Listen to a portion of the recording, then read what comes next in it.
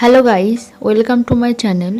আজকের রেসিপি পটল চিংড়ির একটি টেস্টি রেসিপি, যা আপনারা বাড়িতে খুব সহজ পদ্ধতিতেই বানিয়ে নিতে পারবেন।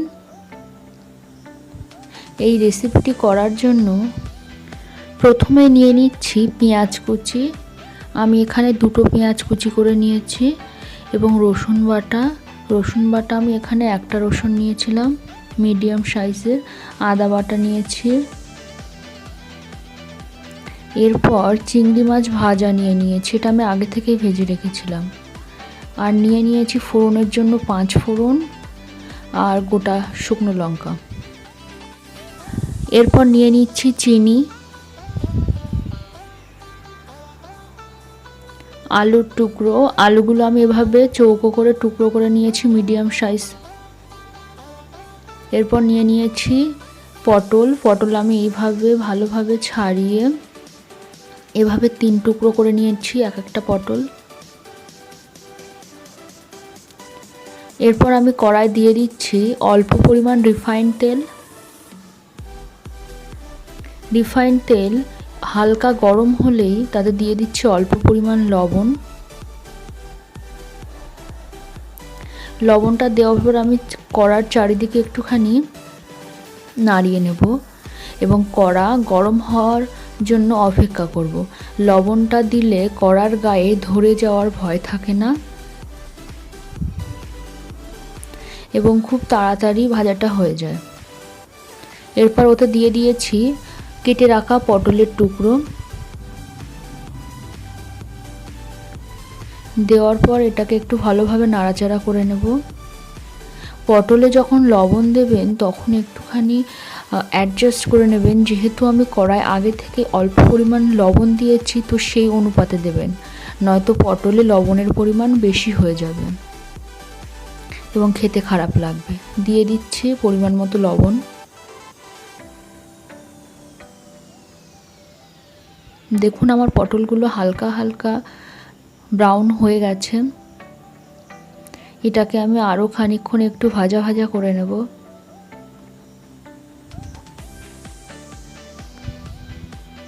এই পটল ভাজার প্রসেসটা 5 থেকে 7 মিনিট সময় লাগে। এরপর এতে দিয়ে দিচ্ছি অল্প পরিমাণ লঙ্কা গুঁড়ো ও অল্প পরিমাণ হলুদ গুঁড়ো। এগুলো দেওয়ার পর একটু ভালোভাবে নাড়াচাড়া করে নেব। কোনো ভাজা সবজিতে আপনারা গুঁড়ো মশলা শেষে দেওয়ার চেষ্টা করবেন, নয়তো গুঁড়ো মশলা পুড়ে গিয়ে ধরে যাওয়ার সম্ভাবনা থাকে নিচের দিকে, এবং ধরে গেলে খাবারটা খেতে খুব একটা ভালো লাগে না। এরপর দিয়ে দিয়েছি অল্প পরিমাণ রিফাইন্ড তেলটা দেওয়ার পর আমি 2 মিনিট একটুখানি নাড়াচাড়া করে নেব এবং এটাকে মিডিয়াম ফ্লেমে করতে হবে। এই পর্যায়ে আসার পর এরপর আমার ভাজা হয়ে গেছে।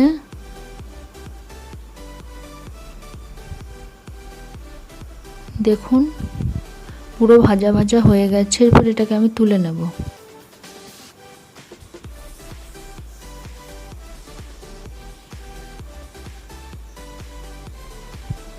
তুলে নেওয়ার পর ওই কড়াই দিয়ে দিচ্ছি সরিষার তেল দেওয়ার পর আলুর টুকরোগুলো দিয়ে দিলাম। দেওয়ার পর এটাকে পুরো হাই ফ্লেমে নাড়াচাড়া করতে হবে।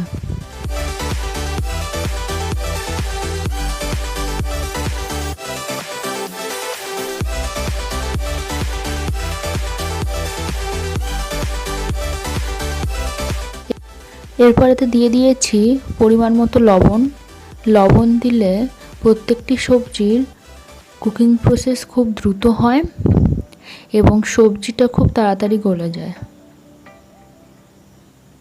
এরপর এতে অল্প পরিমাণ জল দিলাম। দেওয়ার পর এটাকে একটু নাড়াচাড়া করে আমরা ঢেকে দেব।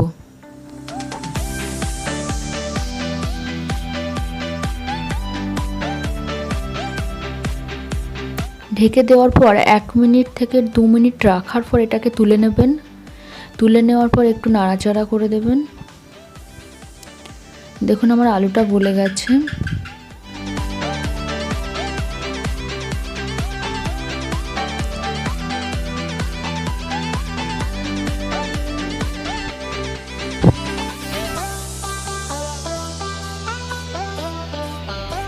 এরপরে দিয়ে দিয়েছি অল্প পরিমাণ হলুদ।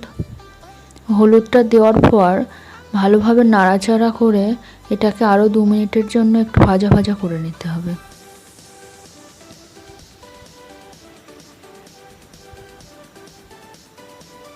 আপনারা আলু না ভেজে তরকারির সঙ্গে কাঁচা আলু দিয়ে পরে সিদ্ধ করে নিতে পারেন, কিন্তু আলু ভেজে এটি করলে এই পটল চিংড়ি খুব টেস্টি হয়।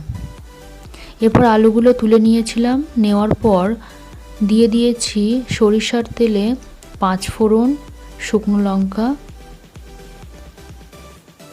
এতে আপনারা তেজপাতাও দিতে পারেন, অপশনাল। এরপর দিয়ে দিয়েছি পেঁয়াজ কুচি।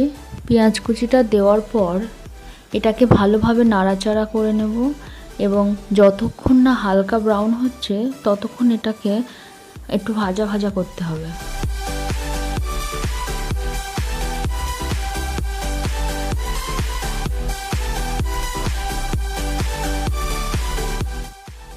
দেখুন এটা হালকা ব্রাউন হয়ে গেছে। এরপর এতে দিয়ে দেব রসুন বাটা। রসুন বাটাটা দেওয়ার পর আমি 1 থেকে 1.5 মিনিট একটুখানি ভাজা ভাজা করে নেব।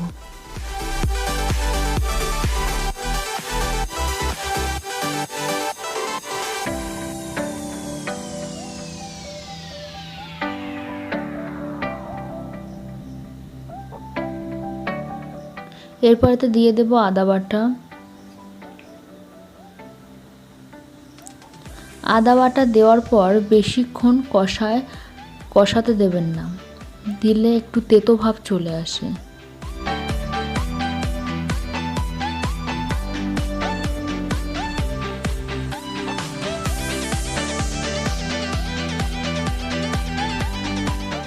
এরপর এতে দিয়ে দিয়েছি আগে থেকে ভেজে রাখা চিংড়ি মাছ।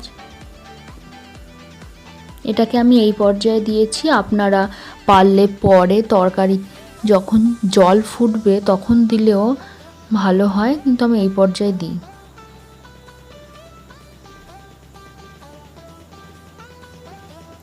এই পর্যায়ে দিলে আসলে পেঁয়াজের গ্রেভিটা চিংড়ি মাছের ভিতরে যায় এবং খুব টেস্ট ভালো আসে।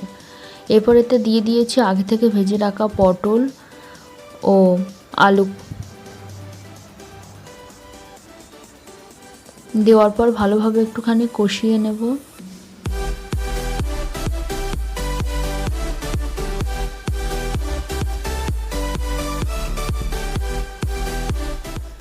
এরপর এতে দিয়ে দিয়েছি হলুদ গুঁড়ো। হলুদ গুঁড়ো আপনারা পরিমাণ মতো দেবেন। এরপর দিয়ে দিয়েছি লঙ্কা গুঁড়ো। লঙ্কা গুঁড়ো আপনারা স্বাদ অনুযায়ী দেবেন। যেহেতু আগে আমি 2টো শুকনো লঙ্কা দিয়েছি সেই হিসাবে আমি অল্প পরিমাণ দিয়েছি। এরপর দিয়ে দিয়েছি জিরা গুঁড়ো, ধনিয়া গুঁড়ো। দেওয়ার পর এটাকে ভালোভাবে একটুখানি কষতে হবে।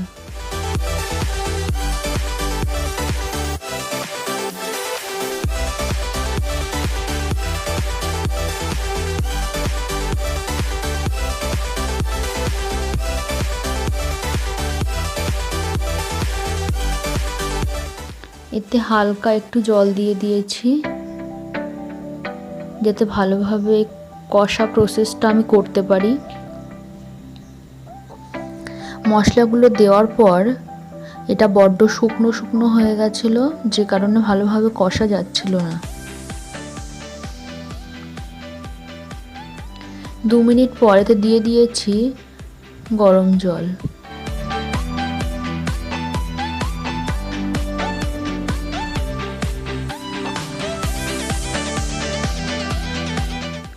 গরম জল দেওয়ার পর আমি এটাকে ভালোভাবে একটু নাড়াচাড়া করে নেব।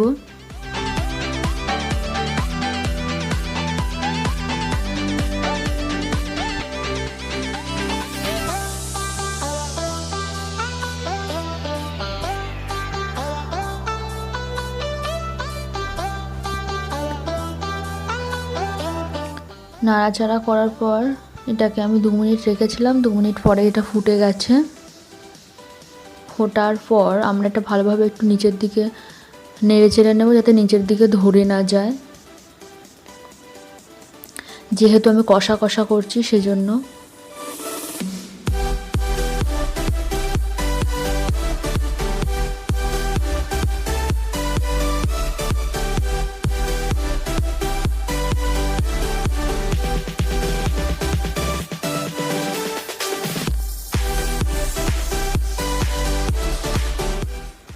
দেখুন গ্রেভি কতটা হেভি হয়েছে। এরপরে দিয়ে দিয়েছি স্বাদ অনুযায়ী লবণ, আপনারা যেমন মিষ্টি খান সেই অনুযায়ী দেবেন, এবং এলাচ এখানে আমি বেটে নিয়েছি, এলাচ বাটা উপরে দিয়ে দিয়েছি। দেওয়ার পর একটুখানি নাড়াচাড়া করে নিচ্ছি।